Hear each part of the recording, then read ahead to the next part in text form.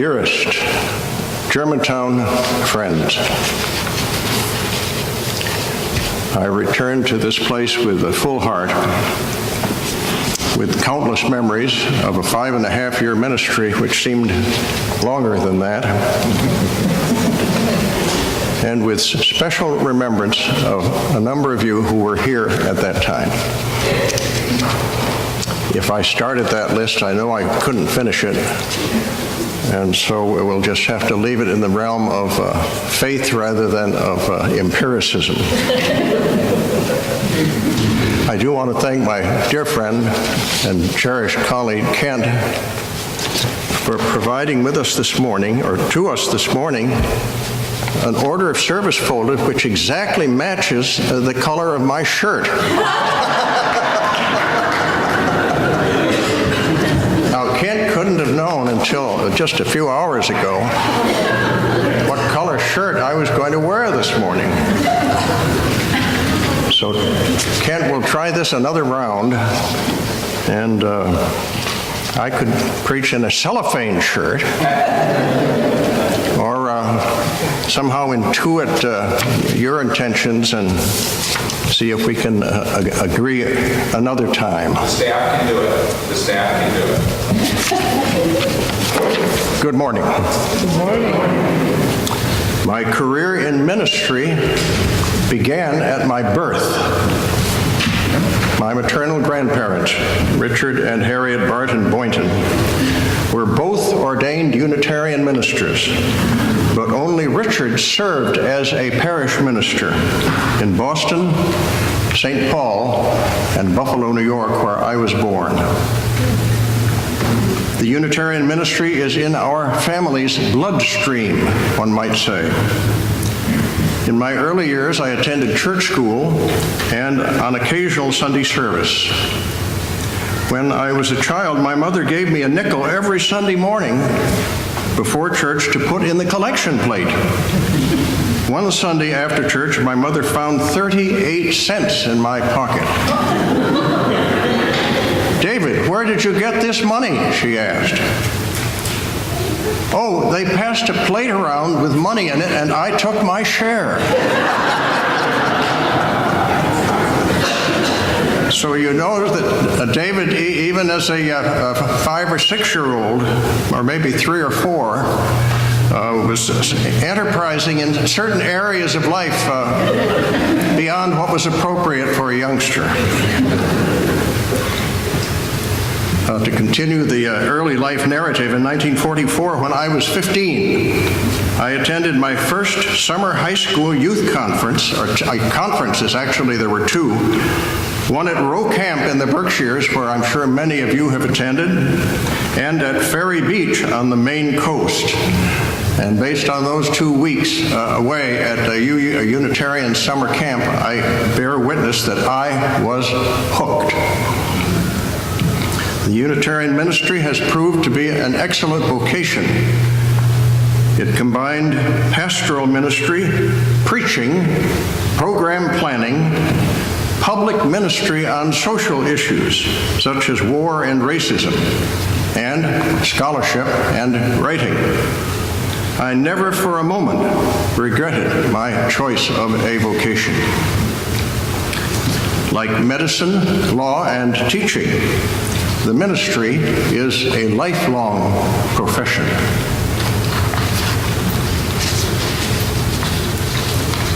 It is, as I've indicated in various other ways, a great pleasure to be with you today, and I do thank you most warmly for your welcome. Looking toward this engagement with you, I discovered anew in the book of Genesis, the first book of the Hebrew and Christian scriptures, a passage that captures the spirit of this occasion. Here it is, Genesis 8:22. As long as the earth endures, seed time and harvest, cold and heat, summer and winter, day and night shall not cease. The phrase seed time and harvest, with all of its symbolic and affective connotations, caught my attention because after 9 decades, my own life is cresting toward its inevitable end. For us, there is no seed time without harvest, as assuredly there is no harvest without seed time. The years of looking ahead shrink as the years of remembering lengthen. In due course, life comes to its inevitable end, and we as living, breathing, decision-making persons are no more. The theme of seed time and harvest provides a multi-dimensional image for our reflection, a beginning and an end. It invokes the grain and grass growing in fields and on hillsides the world over. It calls to mind the span of a single life, whether that of an animal or of a human person. Seed time and harvest. It celebrates the universality of the rituals of birth and growth and death, and the emergence to history of unique powers and symbols and art forms throughout the globe. Seed time and harvest also draws our attention to the institutions of family, church, and the political community, which embody and carry forward the values of the now 8 billion residents of the planet Earth.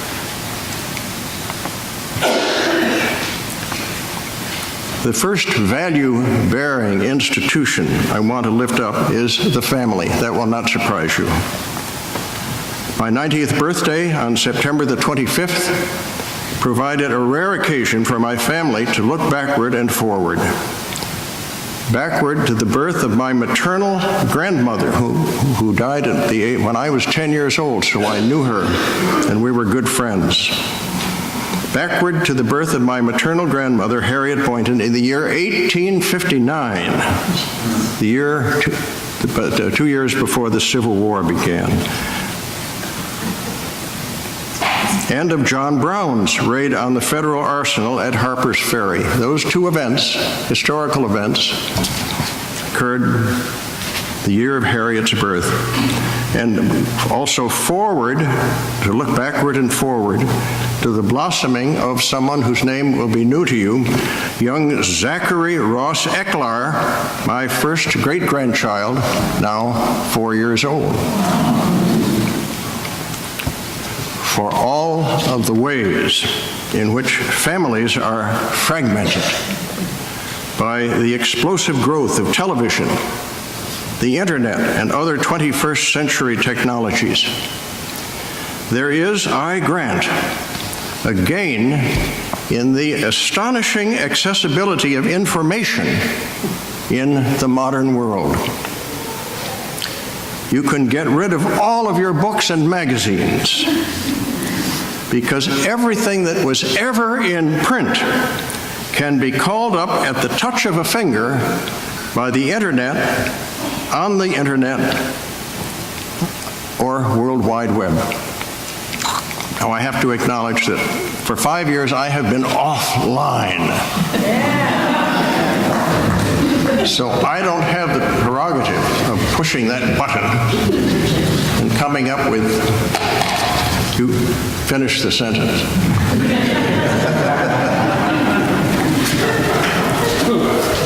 I confess, and I suspect that some of you may be prepared to confess along with me, to have been nonplussed by the sight of my grandchildren interacting through their computers with a world of disembodied stimuli, images, and dramatic events, while barely acknowledging the presence of their mothers, fathers, siblings, and the great world out there. Have any of you ever had that feeling with your grandchildren?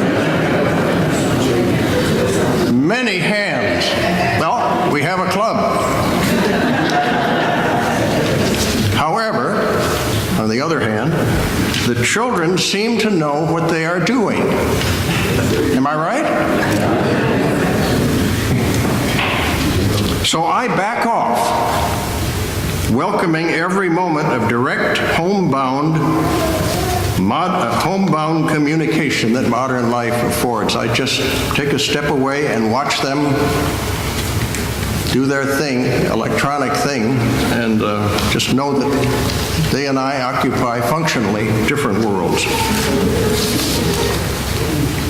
In the meantime, still in engagement with my grandchildren, I cherish every spontaneous glance or laugh or tear, every word or gesture that passes between my grandchildren and myself, as long as we acknowledge each other.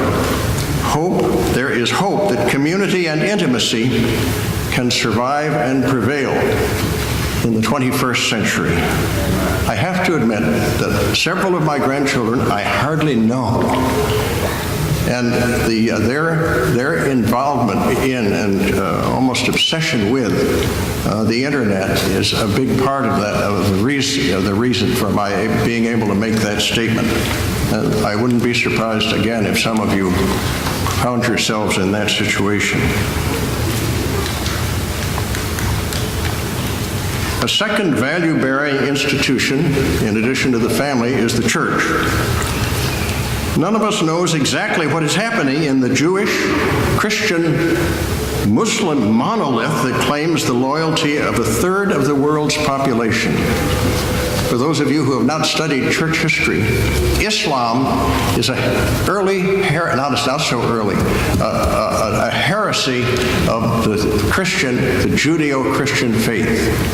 And Jesus is a middle-level prophet in Islamic teaching and iconography.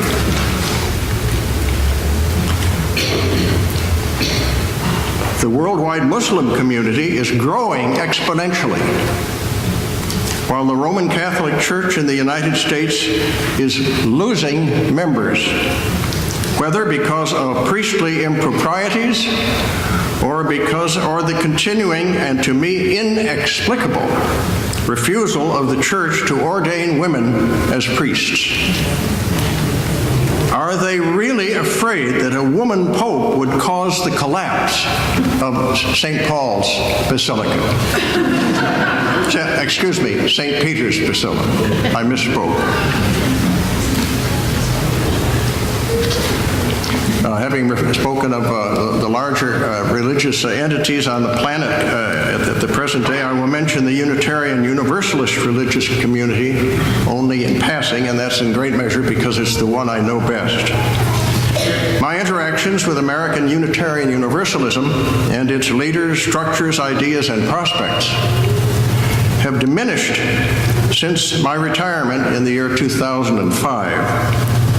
I am involved in the Parke Unitarian Universalist Church in Boston, and I attended the 2018 UUA General Assembly in Kansas City, which this year marked the 50th anniversary of the AUA's Black Power controversy of 1967 to 72, in which some of you may remember I played a role.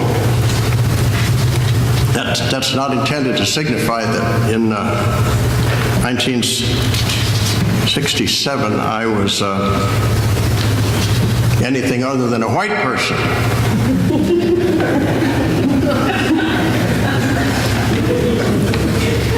With women constituting almost 2/3 of the active Unitarian Universalist ministry today.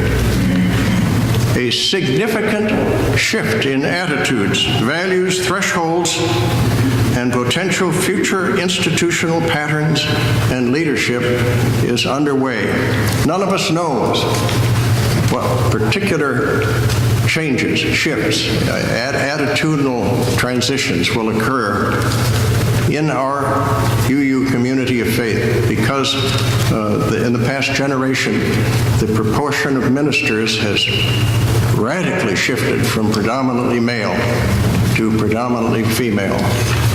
Someone might be, or one of you might be tempted to say, "Oh, there won't be any drama in that at all, Dave. It's just simply that the patterns of relationship within the denomination will shift by gender. Nothing else new will happen." I want to affirm that I think that is a pipe dream, and that there will be changes. But I'm not smart enough to speculate in your pulpit today what those might look like. All I can say is watch. A third value-bearing institution comes to mind, namely the political community. I will cut to the chase now and radically shift gears.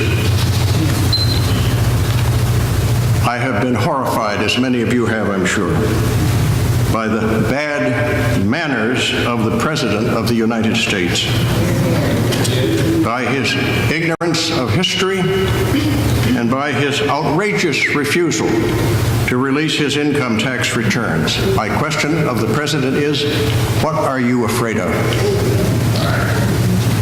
I respect the office of the presidency, but I do not respect the incumbent. The power, here's a generalization, the power of the universe is displayed in deep conviction, in prophetic leadership, and in a social contract that secures a fuller and happier life, not for a few or for a favored minority, but for all. Amen.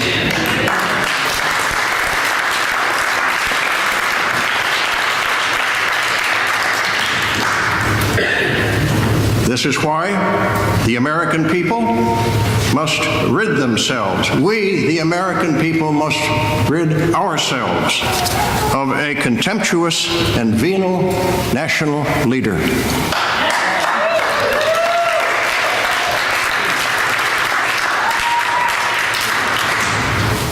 Mr. Trump's program of exclusion, collusion, and confusion is leading the American experiment to shipwreck and despair. The American experience calls each of us and all of us to a higher standard of righteousness. Mr. Trump sullies that standard by trivial values, coarse speech, and devious methods. Mr. Trump's problem is that he thinks being president is all about him. It has not occurred to him, it seems, that the presidency is an opportunity to lead the American people and the world community to new attainments of justice, human dignity, and freedom. Amen.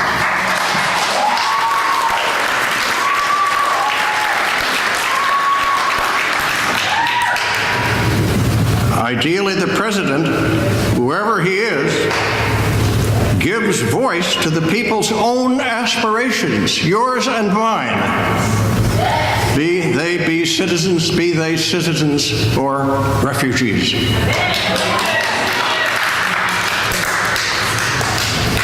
To date, he has failed conspicuously in these tasks, and therefore invites upon himself the reproach of the American people and the verdict of history.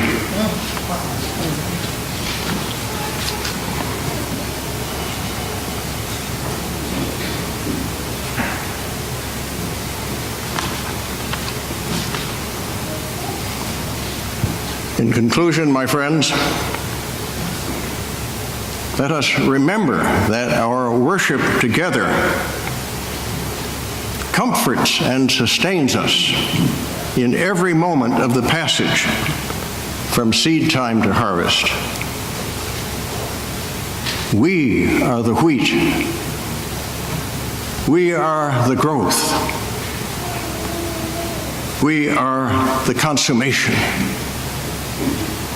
We are richly blessed. Amen. Amen.